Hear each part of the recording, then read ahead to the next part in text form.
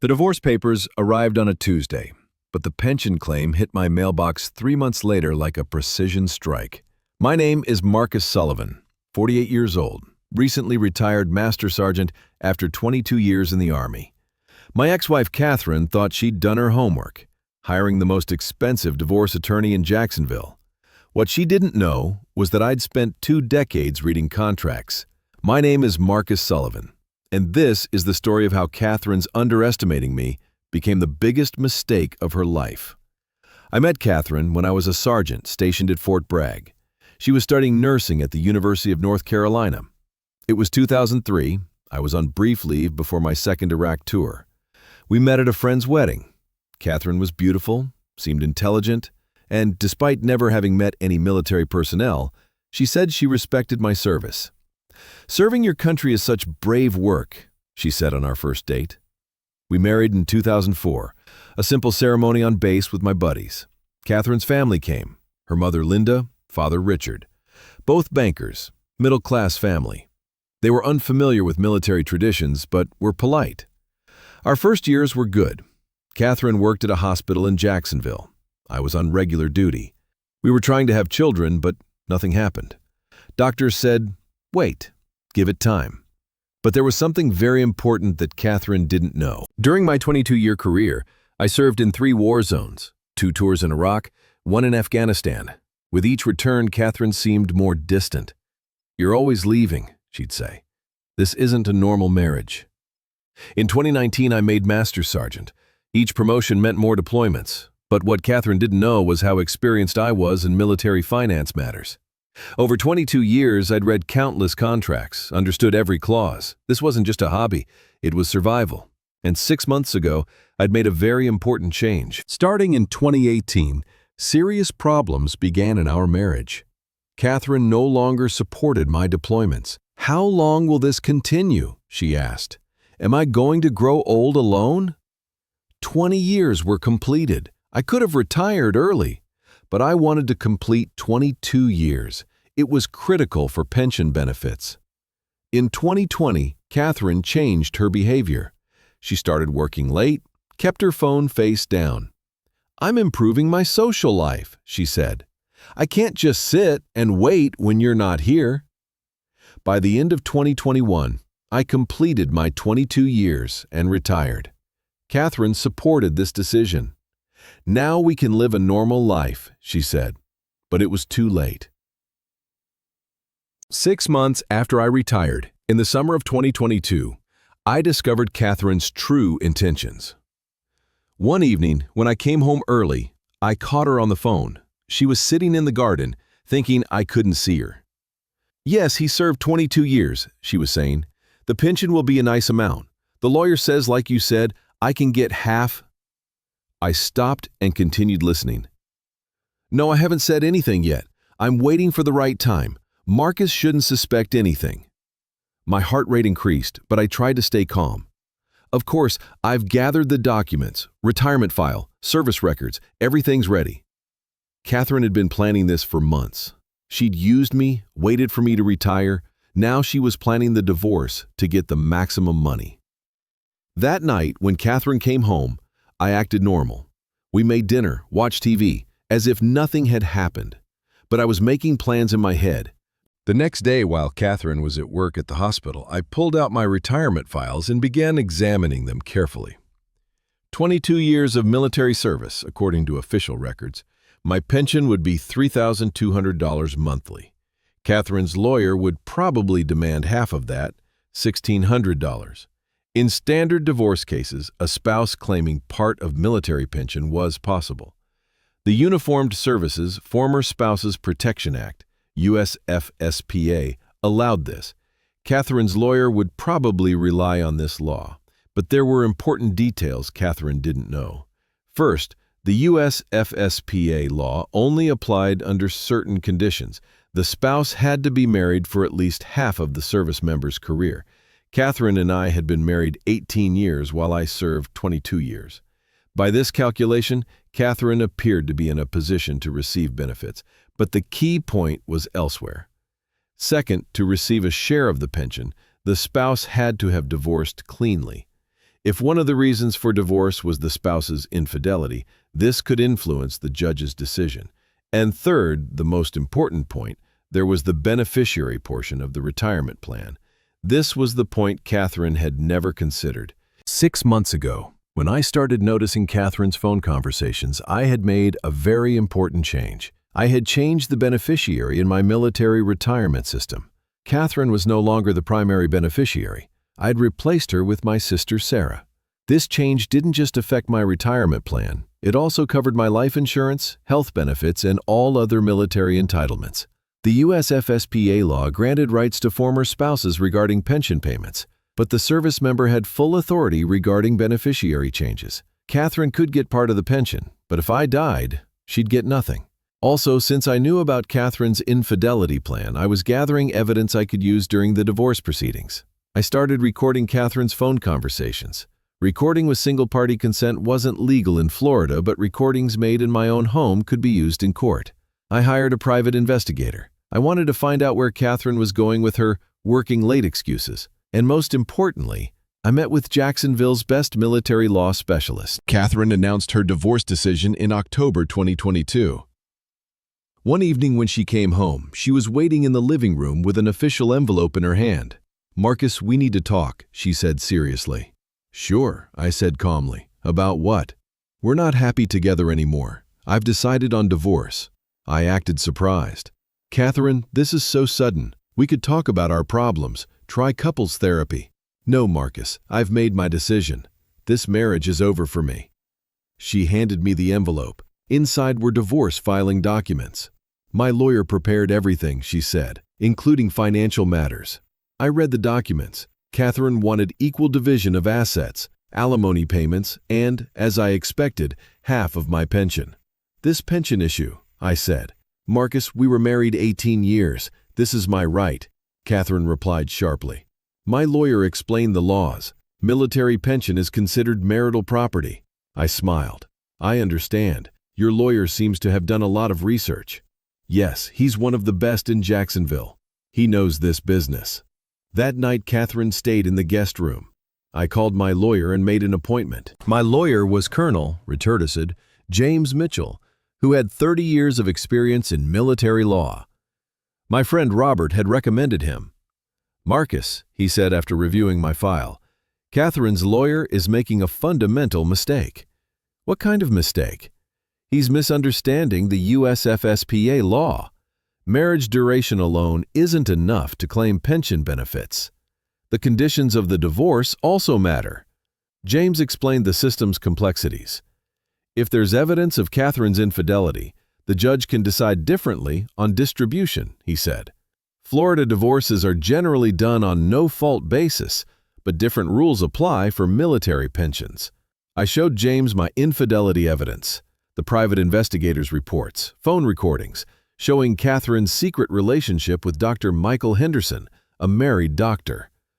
"This is very strong," James said. "Catherine won't just lose the pension.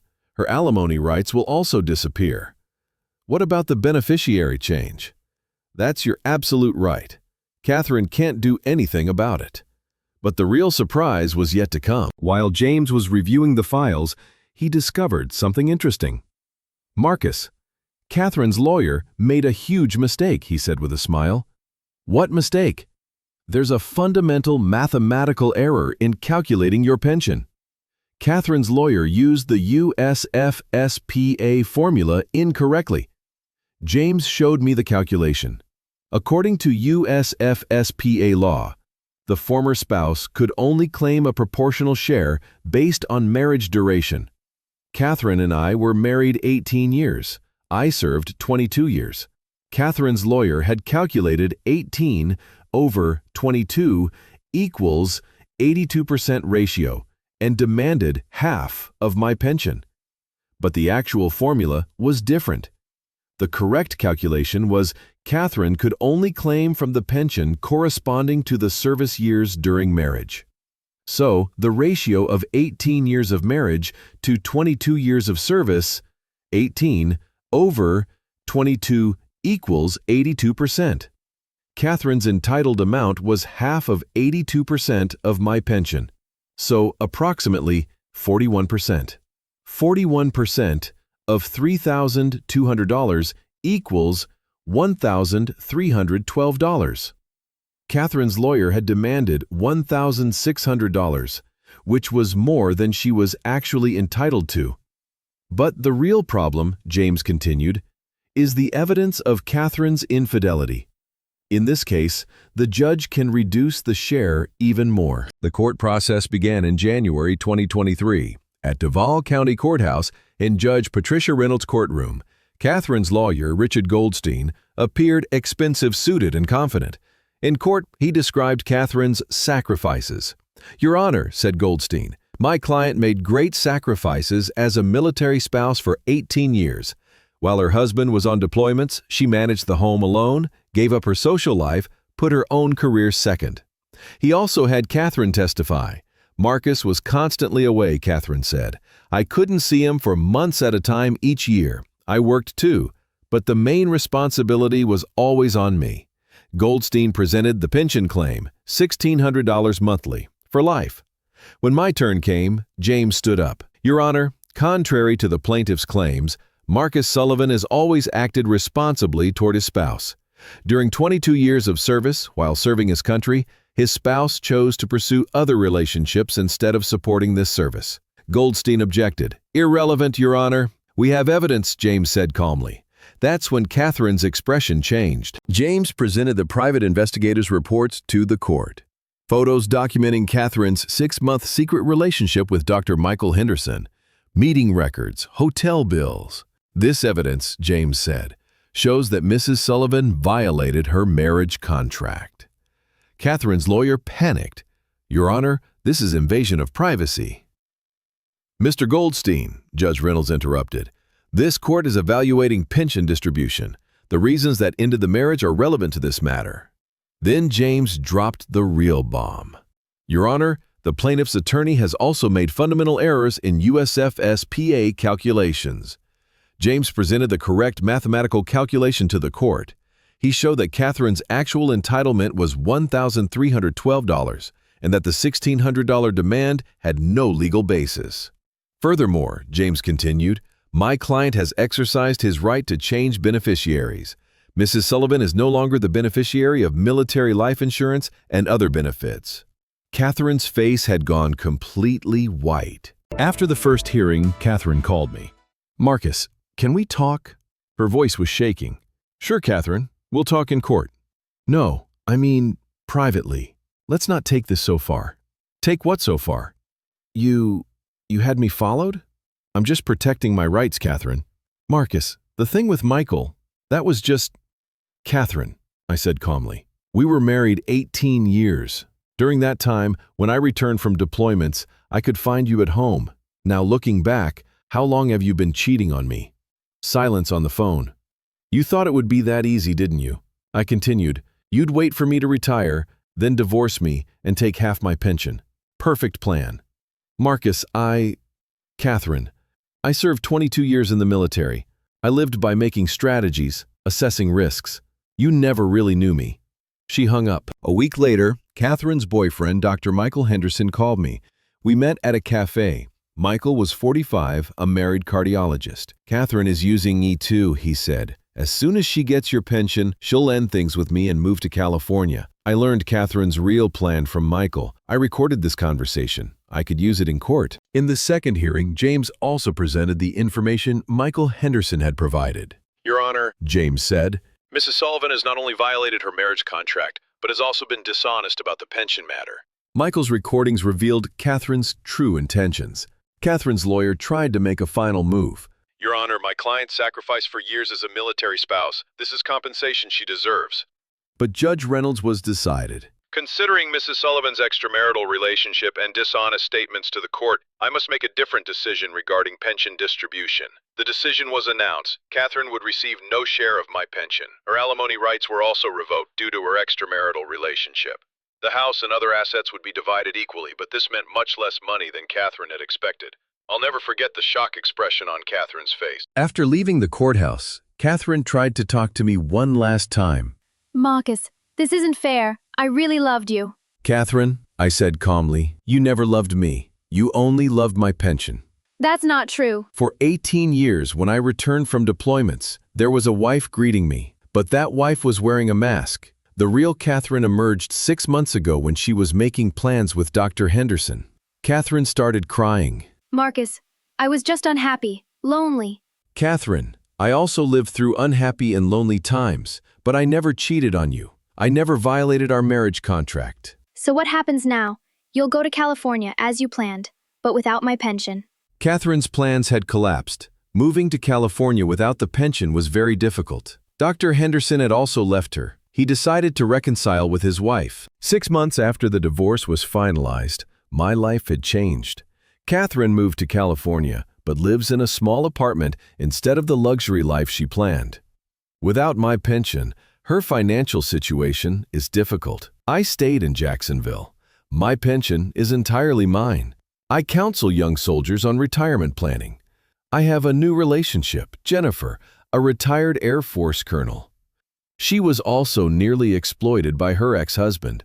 We understand each other. Last month, I got an email from Catherine asking for financial help.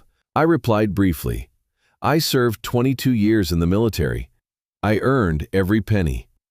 Catherine didn't write again. The most important lesson of this story: don't let anyone underestimate you. Catherine thought I was just a simple soldier. She saw me as someone who just followed orders, didn't know how the system worked. But over 22 years, I'd learned every detail of the system: contracts, laws, procedures. In military life, you have to know these to survive. Catherine's lawyer made the same mistake. He read the USFSPA law superficially, missed the details. Both learned that experience and preparation always win against money and appearances. Today, I'm 49 years old. My pension is entirely mine. Jennifer and I live a comfortable life. I think about Catherine sometimes. I'm not angry with her, I just feel sad. We had a chance for a real life, but she sacrificed long-term happiness for short-term gain. My advice to young soldiers: always prepare Plan B, and transparency brings trust. Catherine's biggest mistake wasn't underestimating me, it was never being honest. This isn't the end of the story. It's the beginning of my new life, a life Catherine can never have.